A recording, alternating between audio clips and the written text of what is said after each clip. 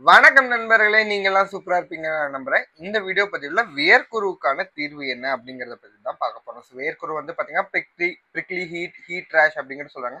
But ஆனா medical டேர்ம்ல நம்ம மிலியர் அப்படின்னு சொல்லுவோம். வேட்குரு அப்படின்னா என்ன அப்படிங்கறத நம்ம சிம்பிளா தெரிஞ்சுக்கலாங்க. ஸோ நம்ம பாடியில வந்து ஸ்வெட் கிளாண்ட்ஸ்ல இருந்து ஸ்வெட் செக்ரீட் ஆகுதுங்களா. ஸோ அது யூஸ்வலா நம்ம ஸ்கின் வழியா வெளியில வந்துருது. பட் ஆனா சப்போஸ் ஏதாவது ஒரு ரீசன்னால ஃபார் எக்ஸாம்பிள் நம்ம ஸ்கின்னுக்கு மேலே யூஸ்வலாக டெட் ஸ்கின் செல்ஸ் இருக்குங்களா. ஸோ அது போய் அப்ஸ்ட்ரக்ட் அது வந்து பிளாக் பண்ணிருச்சு அப்படின்னு பார்த்தீங்கன்னா அந்த ஸ்வெட் வந்து அங்கேயே தங்கிறதுனால அதனால ஒரு பல்ஜ் மாதிரி நமக்கு தெரியுது. அதை தான் வந்து பார்த்தீங்கன்னா நம்ம வியர்க்குன்னு சொல்றோம். ஈவன் பிம்பிள்ஸும் வந்து பார்த்தீங்கன்னா அதே செபேஷியஸ் கிளான்ஸ் இது வந்து ஸ்வெட் கிளான்ஸ்ல இருந்து வருதுங்க. ஸோ அது செபேஷியஸ் கிளான்ஸ்ல இருந்து வரக்கூடிய செக்ரேஷன் வந்து பிளாக் ஆகும்போது அது உங்களுக்கு ஆக்னி பிம்பிள்ஸா வந்து வருது. சரிங்களா.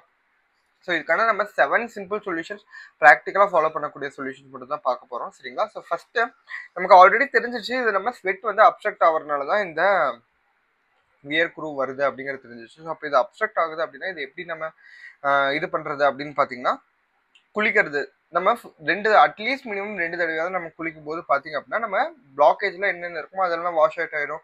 ஸோ அப்போ இந்த பிரச்சனை அப்படிங்கிறது உங்களுக்கு வரவே வராது. சரிங்களா. ஸோ இதுல என்ன தண்ணியில குளிக்கலாம் அப்படின்னு கேட்பீங்க. யூஸ்வலா வந்து கோல்டு வாட்டர்ல குளிக்கலாம். பட் ஆனால் வார்ம் வாட்டர்ல குளிக்கலாமான்னு கேட்டால் நீங்க கண்டிப்பா வந்து வார்ம் வாட்டர்லயும் குளிக்கலாம். ரெண்டு பிரச்சனை இல்லை. எங்க பாட்டி என்ன சொல்லுவாங்க அப்படின்னு பாத்தீங்கன்னா வார்ம் வாட்டர்ல குளிச்சா வந்து ஸ்வெட் வந்து வராது அப்படின்னு அவங்க வந்து சரி இந்த வியர்க்குரு வராது அப்படின்னு அவங்களுடைய concept. So even full day வந்து நான் வந்து சொல்லுவேன் இதுல எப்படி இந்த சம்மர்ல எப்படி வார்ம் வாட்டர்ல குளிக்க முடியும் அப்படின்னு சொன்னா அவங்க ஃபுல் ஃபுல் இது வந்து கோல்டு வாட்டர்ல குளிச்சாலும் லாஸ்ட் வந்து ஒரு சொம்பு தண்ணியாவது வந்து வார்ம் வாட்டர்ல குளிக்கணுங்கிறது அவங்களுடைய கான்செப்ட். பட் ஆனால் இதுல வந்து எனக்கு பர்சனலா எந்த டேக் இல்லை. நீங்க வார்ம் வாட்டர்லயும் குளிக்கலாம், கோல்டு வாட்டர்லயும் குளிக்கலாம். சரிங்களா. ஸோ சப்போஸ் 2 தடவை நான் மினிமம் சொல்றேன். ஒர்க் போயிட்டு வந்தப்பறம் ஒரு தடவை. சப்போஸ் உங்களுக்கு இன்னும் ஜாஸ்தியா வருது அப்படின்னா நீங்க மோர் ஃப்ரீக்வெண்டா கூட நீங்க வச்சுக்கலாம். ஓகேங்களா. ஸோ ரெண்டாவது விஷயம் லூஸான கிளாத்ஸ் காட்டன் கிளாத்ஸ் வந்து போடுறது ரொம்ப அவசியம். காட்டன் கிளாத்ஸ் என்ன பண்ணும் ஸ்வெட்டை வந்து அப்சர்வ் பண்ணும். சீக்கிரம் ட்ரை ஆயிடும் ஒரு விஷயம். ரெண்டாவது விஷயம் நீங்க இந்த டைட்டான கிளாத் போடும்போது என்ன ஆகும் அப்படின்னு பாத்தீங்கன்னா நம்ம ஸ்கின்னுக்குள்ள வந்து உறைவு ஏற்படும். உறைவு இப்போ நீங்க ஸ்கின் வந்து இப்படி தேய்ச்சி இப்படி எடுத்தீங்க அப்படின்னாலே உங்களுக்கு வந்து அழுக்கு வந்து நீங்க பார்க்க முடியாது. அது ஏன் வருது நம்ம ஸ்கின்ல வந்து டெட் ஸ்கின் செல்ஸ் தான் வந்து உங்களுக்கு அந்த அழுக்கா வந்து ஃபார்ம் ஆகுது இல்லைங்களா. ஸோ அது வந்து இந்த உறைவு ஜாஸ்தியா இருக்கும்போது பிளாக்கேஜை காஸ் பண்றதுக்கான வாய்ப்பு அதிகமா இருக்கு. அதனால லூஸான க்ளோத்ஸ் காட்டன் க்ளோத்ஸ் அதை வந்து ப்ரிஃபர் பண்ணுங்க. சரிங்களா. மூன்றாவது வந்து போதுமான அளவு தண்ணீர் குடிக்க வேண்டியது அப்படிங்கிறது ரொம்ப ரொம்ப அவசியமானது. சிம்பிளான டிப்பா இருக்கலாம். பட் ஆனால் இது ரொம்ப அவசியமானது. ப்ளஸ் சீசனல் ஃப்ரூட்ஸ் வந்து நீங்க சாப்பிட்றது ஆட் பண்ணிக்கோங்க. நம்ம நேச்சரே வந்து நமக்கு இந்த சம்மர் சீசனை நல்லபடியா வந்து நம்ம கடந்து போகணும் அப்படிங்கிறதுக்காக இயற்கையாவே அந்த பழங்களை அந்த சீசன் தருது. அது விண்டர்ல தரதில்ல. ஃபார் எக்ஸாம்பிள் எது எது சொல்லலாம் அப்படின்னு பார்த்தீங்கன்னா வாட்டர்மெலான், குக்கும்பர், மேங்கோ இந்த மாதிரி விஷயங்கள். அது இல்லாமல் உடலை வந்து குளிர்ச்சி செய்யக்கூடிய விஷயங்கள் மோர். அதுக்கப்புறம் பார்த்தீங்கன்னா வெந்தயம் வந்து ராத்திரி வந்து நீங்க கொஞ்சம் தண்ணியில் ஊற வச்சுட்டு காலைல வந்து அது குடிக்கலாம். இது எல்லாமே நல்ல விஷயங்கள். ஓகேங்களா. இதில் வந்து பார்த்தீங்கன்னா நீங்கள் 1 கிலோ வாட்டர்மெலான் வந்து நீங்கள் சாப்பிட்டீங்கன்னு வச்சுக்கோங்களேன். சாப்பிட்டதுக்கு அப்புறமேட்டே தெரியும் உங்கள் ரூமில் இருக்க ஃபேன் நீங்கள் ஆஃப் பண்ணிடுவீங்க. உங்கள் பாடி வந்து அந்த அளவுக்கு கூல் ஆகிடும். ஸோ அதனால இது எல்லாத்தையும் வந்து நேச்சுரலாக இருக்கக்கூடிய விஷயங்களை நல்லா யூட்டிலைஸ் பண்ணிக்கோங்க.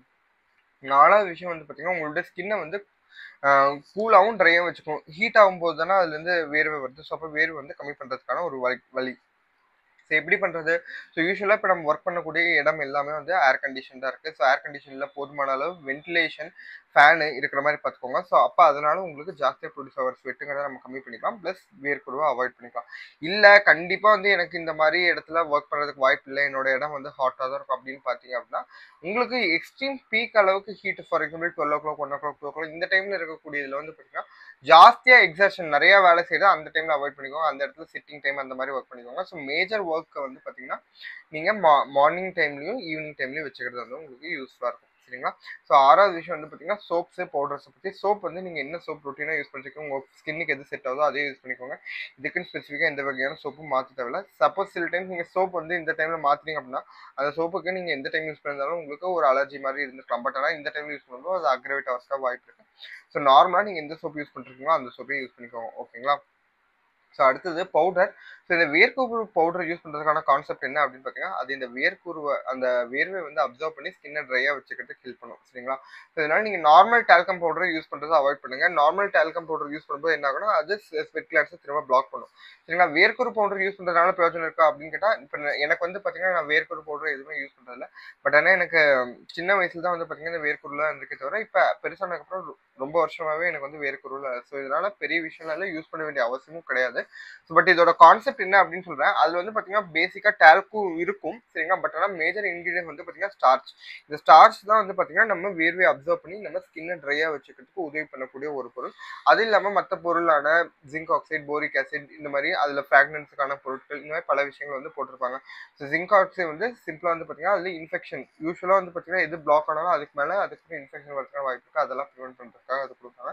ஸோ யூஸ் பண்றதாலும் பண்ணலாம், பண்ணலாட்டி விட்டுக்கலாம். பட் ஆனால் தேவையில்லை. யூஸ்வலாக உங்களுக்கு ஜாஸ்தி வேர்வை வருது அப்படின்னு பார்த்தீங்கன்னா அந்த டைம்ல அதுவுமே வாஷ் அவுட் ஆகிட்டு போயிடும்.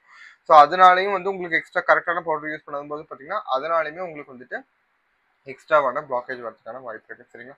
அடுத்து வந்து பாத்தீங்கன்னா திக்கான க்ரீம்ஸ், லோஷன்ஸ், பாடி லோஷன் இது எல்லாத்தையும் யூஸ் பண்றதை அவாய்ட் பண்ணுங்க. ஏன்னா அதுவே வந்து ஒரு கரெக்டாக அப்சர்வ் ஆகல பார்த்தீங்கன்னா அதுவே வந்து நம்ம ஸ்கின் போர்ஸை வந்து பிளாக் பண்றதுக்கான வாய்ப்பு அப்படிங்கிறது இருக்கு. ஸோ அதனால அதை வந்து அவாய்ட் பண்ணிக்கோங்க. ஸோ இந்த வீடியோ வந்து உங்களுக்கு பயனுள்ளதாக இருக்கும்னு நம்புறேன். ஸோ இதே மாதிரி வேறு என்ன தகவல்கள் நீங்கள் தெரிஞ்சுக்கணும் அப்படின்னு நினைக்கிறீங்க கமெண்ட் லீவ் பண்ணுங்க. இதே மாதிரி வேறு ஒரு பயனுள்ள வீடியோட உங்களை வந்து சந்திக்க முடியும். உங்களிடமிருந்து விடைபெறுது உங்கள் மருத்துவ உங்கள் நலவாழ்விற்கான மண் தொண்டை. ஓம் சக்தி.